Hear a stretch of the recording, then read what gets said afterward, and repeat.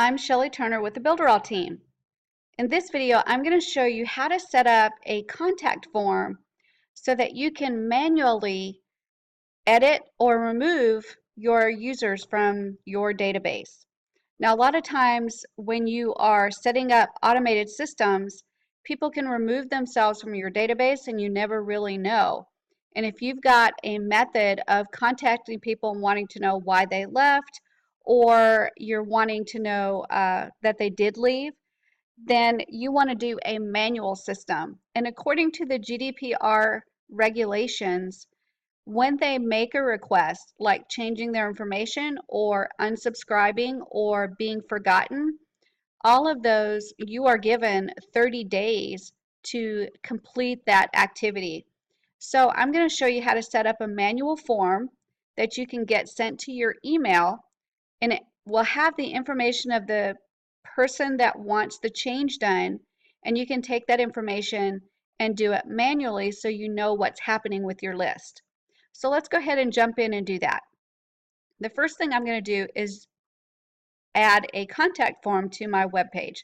So I'm going to go to plus and go down to contact, and I'm just going to choose a form. I'll choose this one at the bottom. Now I would put this form on a page that was specifically made as a request page for your users to request something done with their information.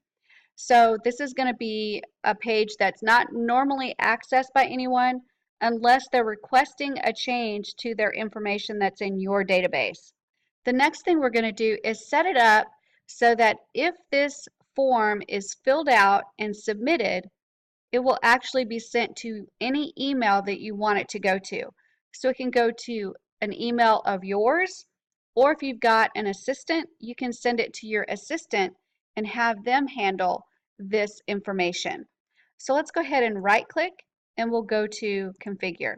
I'm going to go to the left hand side and I'm going to click edit. In this first field it says my email. This is the email that you want this form to go to.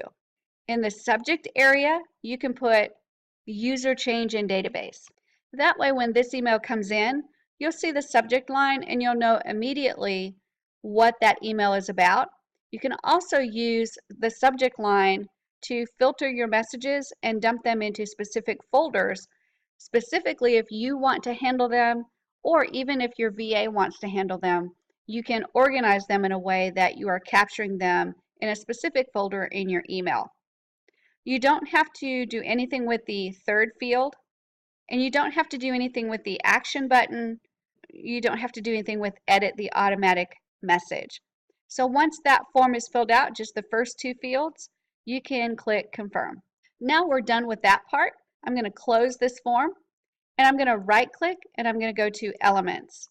And now I'm going to choose what I want my users to submit to me. So I want them to submit their first name and their email, and I want to put some checkboxes in there to identify exactly what they want done with their data.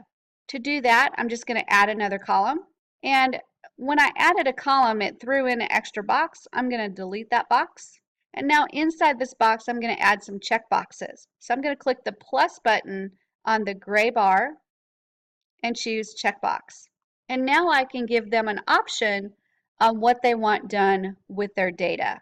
So the first thing I'm going to do is make sure that the label is hidden, and I don't want this to be a required field because they're not going to have to check mark it. And now I'm going to put a few options in here. I've got two checkboxes added. The first one is please unsubscribe me from your list, and the second one is please remove my information from your database. And I've got the first value as unsubscribe and the second value as forget. I've got both of those checkboxes unchecked, and I'm going to go ahead and click confirm, and then I'll confirm again. So this is what my form looks like right now. They're going to put their first name in, their email, and they can check mark please unsubscribe me from your list, and or they can check mark please remove my information from your database. We're going to go ahead and preview that form so you can see how it works. So I'm going to put my first name in and a test email, and I can leave both of these blank. There's not a requirement to check either one of these, but I can choose to check please unsubscribe me, and I can choose please remove me. And then I can click submit, and that information will go to that email address that I put in the configuration of this form.